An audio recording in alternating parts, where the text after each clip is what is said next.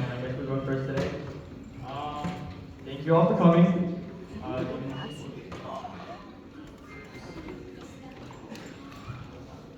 Okay. Well, like Ms. Alice introduced, I am Aiden. My name is Nyla, and to start our symposium today, we would like to talk to you all about some prisons beyond America and how we can learn a little bit from them. But first, let's put a face in front of the systems and numbers. This man is Anders Behring Breivik, and he's a Norwegian-born terrorist. On July 22nd of 2011, he detonated a car bomb in the center of Oslo, Norway. Then he drove to an island called Toya, put on a fake police uniform, and spent the next hour hunting teenagers at a summer camp. He killed a total of 77 people, most of them being children. What sentence did he get? 21 years.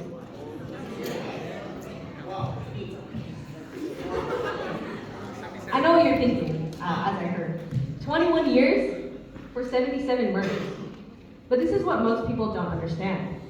21 years is not a ceiling, but rather a minimum. Under Norwegian law, at the end of the 21-year period, a court will review whether he is still dangerous. If he is, and every psychiatrist thus far who has evaluated him says he is, his detention will be extended. 5 more years, then reviewed once again, and 5 more. This process will repeat indefinitely. Anders Breivik will almost certainly die in prison. He just won't die in a cage that the system has forgotten about. Moving across the globe, we have a county councilor in Taiwan. His name is Yen Shu Mao. He's an elected official in a democratic government. In 2021, he organized the smuggling of large amounts of methamphetamine into the port of Taiwan. Prosecutors estimated that if the drugs had reached the street, they would have been worth around $10 million US. He was arrested, tried, and convicted. Convicted to life imprisonment.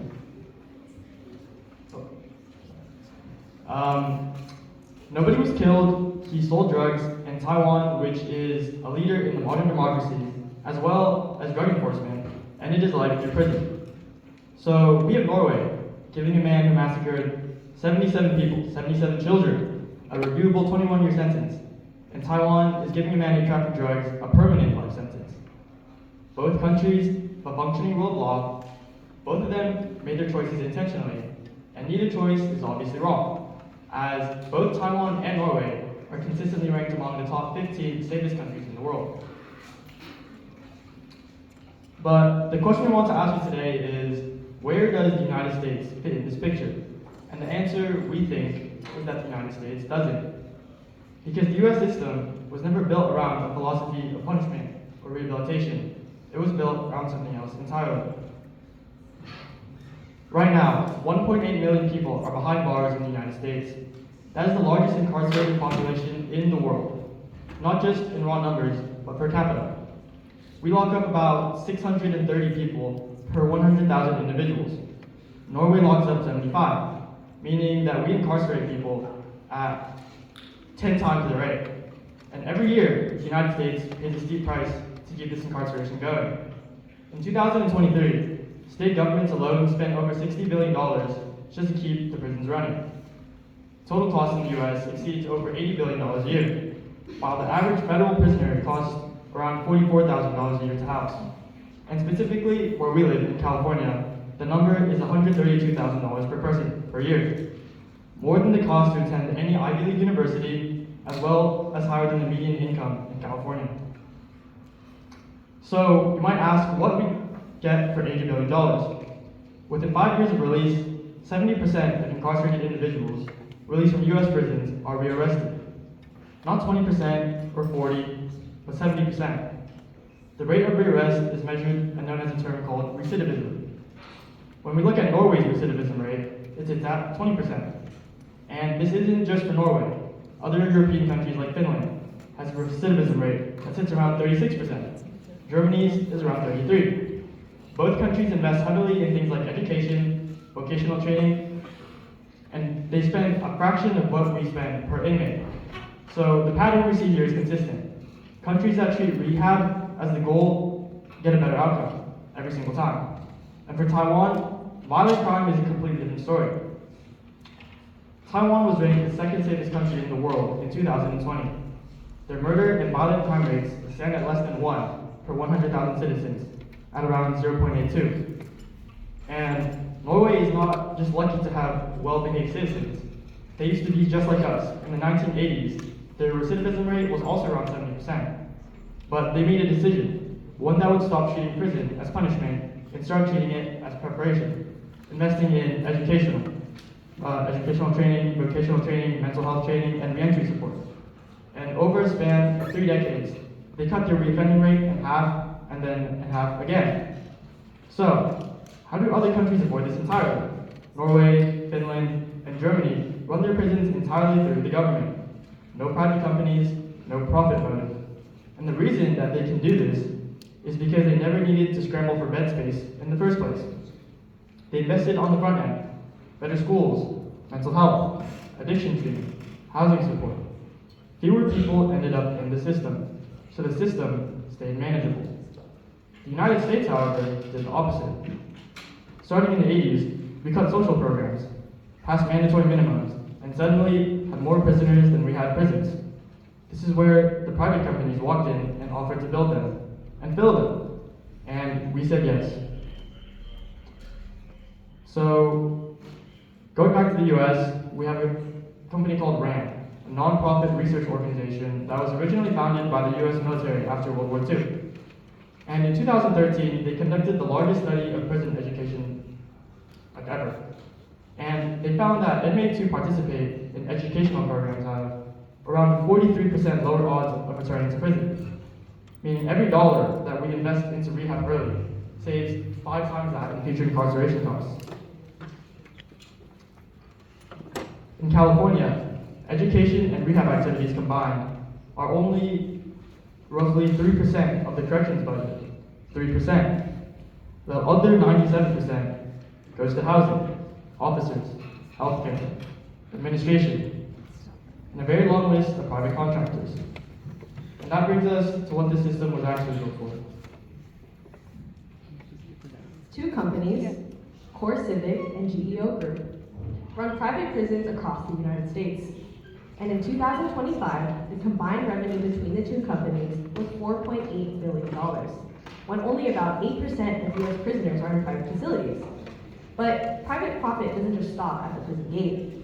Healthcare, food services, phone calls, even commissary. Over 4,000 private vendors profit from the US prison system. It's an industry, and as an industry, it has an interest in its own personal growth. For example, in roughly 65% of private prison contracts, the government is required to keep the prison a certain percentage full, usually sitting around 80 to 90%, sometimes even needing 100. This is known as a bed guarantee. If the state sends fewer prisoners than the quota requires, the state still has to pay. There is a financial penalty for having less crime. For example, in Colorado, crime dropped by a third over a decade, but 3 private prisons had occupancy guarantees. Therefore, Colorado paid $2 million for empty beds. Core Civic, we heard earlier, told its investors directly in its own annual report that its revenue could be hurt by a relaxation of enforcement efforts, leniency in conviction or parole standards, and sentencing practices. A corporation telling Wall Street directly that lighter sentences on beings are bad for big business corporations. Now, let us tell you who fills those beds. Black Americans make up 13% of the United States population. But there are 30% of those arrested for drug offenses and 40% of those incarcerated for drug offenses in state prisons. Black Americans are arrested for marijuana possession at 4 times the rate of that of white Americans. Although research consistently shows that white and black Americans use marijuana at pretty similar rates. But this idea compounds at every step in the system. Black defendants face bail amounts that are, on average, $14,000 higher than white defendants of similar charges. White defendants are 25% more likely to have their most serious charge dropped in plea negotiations. And when the system gets it completely wrong, Innocent black people are 19 times more likely to be wrongly convicted of drug crimes than innocent white people, according to the National Registry of Exonerations, which have collected over 35 years of data. Finally, in 259 cases of fabricated drug crimes by police, 87% of them were black. This is not a broken system. A broken system would produce random errors. This is a system producing exactly what it was designed to produce. We're not saying we should be Norway, a country of the United States of 330 million people. With the history we have, simply cannot copy a country of only 5 million.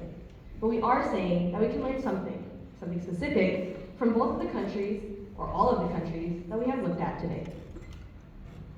From Norway, to stop letting profit determine who stays in prison. No company should earn more money simply because more people are behind bars. No contract should penalize the government for reducing its prison population. The goal of a correctional system should be ensuring the safety of the public, not shareholder returns. And from the evidence, fund rehabilitation like it actually works, because it does. Rand proved it, Norway proved it, and we know that education, job training, and mental health treatment reduce the chances of reoffense. Right now, we spend 3 cents of every corrections dollar on that, when we should be spending a lot more. And from Taiwan, understand that safety and harsh sentences are not the same thing. Taiwan is consistently ranked one of the top 10 safest countries in the world. Violent crime is rare. People are able to feel secure when they walk alone at night. And they got there not by being soft, rather their drug laws are some of the harshest on earth, but their harshness is targeted, is reserved for serious offenses like violent crime. They're not locking up millions of people for low-level crimes or dealing and calling it safety for the public. The lesson from Taiwan isn't the life sentence.